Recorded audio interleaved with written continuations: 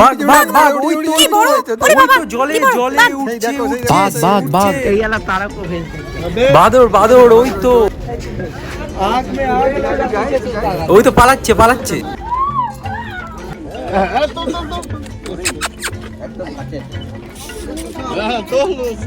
শুয়েছিল শুয়েছিল এবার উঠেছে দেখো দেখো উঠেছে এই তো হাঁটছে হাঁটছে সুন্দরবন বিশ্বের সবথেকে বড় ম্যানগ্রোভ বনভূমি, যার প্রতিটা স্তরে স্তরে লুকিয়ে আছে রহস্য, ভয় আর বেঁচে থাকার লড়াই।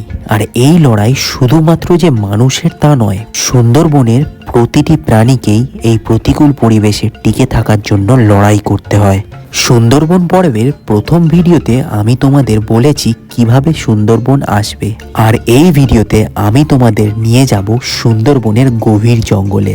দেখা হবে হরিণের সাথে, কুমিরের সাথে, বানরের সাথে, আর যাকে দেখার আগ্রহে মানুষ অনেক দূর থেকে ছুটে আসে, দি রয়্যাল বেঙ্গল টাইগার, তার সম্পর্কেও অনেক ইনফরমেশন দেব। শুধু তাই নয়, আজ আমি তোমাদেরকে সুন্দরবনের কিছু রেস্ট্রিক্টেড এরিয়ায় নিয়ে যাব। দেখতে পাচ্ছ এখানে পুরো জঙ্গলটা জাল দিয়ে ঘেরা। আচ্ছা, এত বড় রয়্যাল বেঙ্গল টাইগারকে একটা জাল দিয়ে কি আটকানো যায়? কি মনে হয় তোমাদের? সব বলবো। চ্যানেলে নতুন হয়ে থাকলে চ্যানেলটাকে সাবস্ক্রাইব করে দিও। বন্ধুরা, এই যে জঙ্গলটাকে দেখছো, এই জঙ্গলগুলো কিন্তু বাঘ লুকিয়ে থাকার জন্য একদম উপযুক্ত জায়গা। তো চলো আর বেশি বকবো না, এবার শুরু করা যাক আজকের সুন্দরবন ভ্রমণ পর্ব। আর যারা এখনো অবধি সুন্দরবন ভ্রমণের প্রথম পর্ব দেখোনি, আমি ভিডিওর নিচে ডেসক্রিপশনে লিংক প্রোভাইড করে দিচ্ছি, তাড়াতাড়ি দেখে নাও।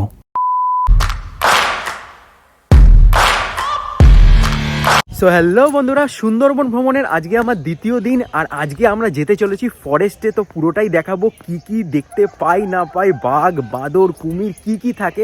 তো ভিডিওটা কিন্তু একটু স্কিপ করো না, আজকের ভিডিওটা দারুণ ইন্টারেস্টিং হতে চলেছে। আর যারা প্রথমবার আমাকে চ্যানেলে দেখছো তাদেরকে বলে রাখি, আমি ঋত্বিক, তোমরা দেখছো ঋতিবনী ব্লগস। দ্বিতীয় দিনে আমরা এখন লঞ্চে উঠবো। দেখতে পাচ্ছ লঞ্চ অলরেডি আমাদের জন্য ওয়েট করছে। তো চলো লঞ্চে ওঠা যাক। যেহেতু আজকে আমাদের ফরেস্টে যাওয়ার দিন, তাই অনেক সকাল সকাল আমাদেরকে লঞ্চে উঠে পড়তে হয়েছিল। আর লঞ্চও একদম দেরি না করে তাড়াতাড়ি রওনা হয়ে যায় গভীর জঙ্গলের উদ্দেশ্যে। পাখিরালয় থেকে একটু এগিয়ে এসেই জঙ্গলের দিকে যেই চোখ রাখলাম, দেখতে পেলাম একটা ছোট্ট বাঁদর ছানা কি যেন মনের সুখে খুঁজে বেড়াচ্ছে।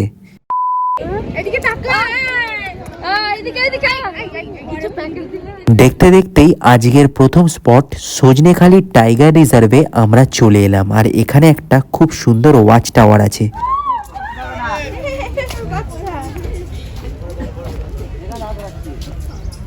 শীতকাল যে সুন্দরবন ঘুরতে আসার একদম ঠিক সময়, সেটা এখানকার ভিড় দেখলেই বুঝতে পারবে। যদিও আমরা গিয়েছিলাম উইকেন্ড দেখে, তা সত্ত্বেও প্রচুর লোক হয়েছিল। সব ভিড় ঠেলে এগিয়ে চলেছি ওয়াচ টাওয়ারের উদ্দেশ্যে। ভিডিওটা যদি ভালো লাগছে বন্ধুরা, একটু সাবস্ক্রাইব করো আর একটা কমেন্ট অবশ্যই কিন্তু করে দিও। ওয়াচ টাওয়ারের উপর থেকে ভিউটা ঠিক এরকম ছিল। ওয়াচ টাওয়ারের উপর থেকে পুরো সুন্দরবনটাকে অপূর্ব লাগে, যেদিকে তাকাই না কেন শুধু সবুজ আর সবুজ। নিচে নামার পর আমরা একটা কুমিরের দেখা পেলাম, জলাশয় থেকে একটু বেরিয়ে রয়েছে। এগুলো সব সুন্দরী গাছের শ্বাসমূল। দেখো নিচের দিকে দেখলে দেখতে পাবে, সব সুন্দরী গাছ এগুলো। তারা কো ভেজ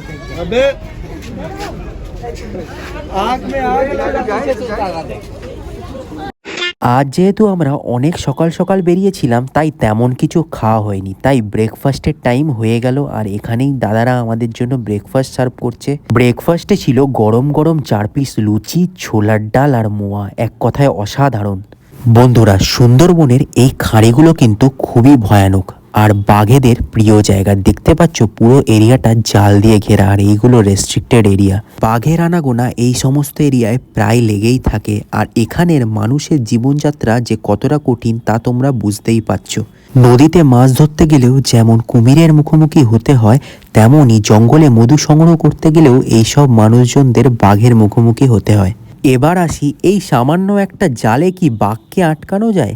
এই জাল আসলে বাঘের কাছে মেন্টাল ব্যারিয়ার হিসেবে কাজ করে। অর্থাৎ এই জাল দেখার পর বাঘ ভেবেই নেয় সামনে বিপদ আছে, তাই তারা এই জাল থেকে দূরেই থাকে। তবুও কিছু কিছু ক্ষেত্রে খাবারের অভাবের কারণে তারা গ্রামে চলে আসে। হঠাৎই যখন বেলা হলো, আমাদের জন্য চলে এলো গরম গরম পকোড়া। পকোড়া চা খেতে খেতেই জঙ্গলের আরও গভীরে আমরা প্রবেশ করতে থাকলাম। ভিডিওটা একটুও স্কিপ করো না, দেখতে থাকো, সামনে কিছু পেলেও পেতে পারি। একটু ভালো করে তোমরা যদি খেয়াল করো দেখবে এখানে জলে দুটো কালার তোমরা দেখতে পাবে। এর কারণটা তোমাদের কারোর জানা থাকলে কমেন্ট করে জানাও। একটু এগোতেই আমাদের চোখে পড়ল হরিণ। এতদিন হরিণ চিড়িয়াখানায় দেখেছি, এই প্রথম এরকম প্রকৃতির মাঝে হরিণকে মনের সুখে খাবার খেতে দেখলাম। One eternity later. সো বন্ধুরা, এখন আমরা দেখব দোবাকি ক্যাম্প। এই দেখো জাল দেয়া, মাঝখান দিয়ে রাস্তা, দুপাশে দেখো জঙ্গল রয়েছে, জাল দেয়া রয়েছে কারণ যে কোনো সময় এখানে বন্যপ্রাণী আক্রমণ হতে পারে, সেই কারণে জাল দেয়া রয়েছে। এই দেখো চারপাশটা দেখো একবার,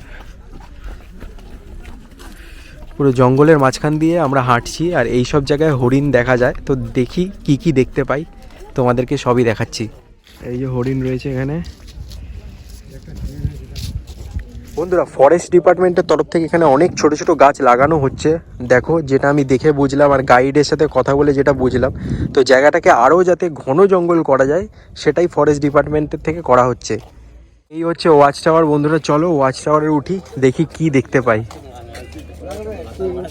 বন্ধুরা, ওয়াচ টাওয়ারে ওঠার পর আমরা এই জলাশয়টা দেখতে পেলাম, আর এই জলাশয়টা হলো মিষ্টি জলের জায়গা, আর এখানেই বাঘ এসে জল খায়। এটা আসলে সকল বন্যপ্রাণীদের জন্য বানানো হয়েছে।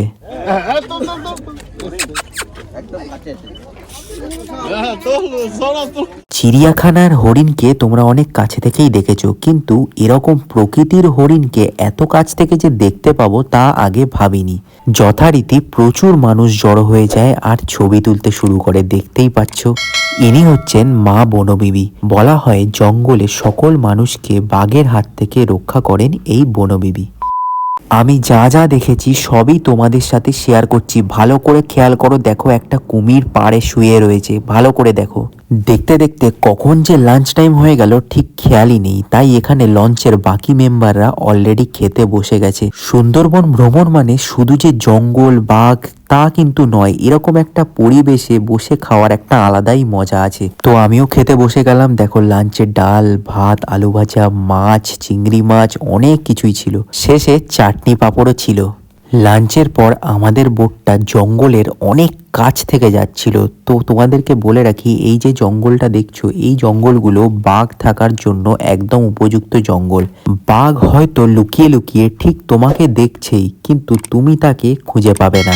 দেখতে দেখতে বিকেল হয়ে আসছিল আর আমরা প্রবেশ করছিলাম আরো গভীর অরণ্যে।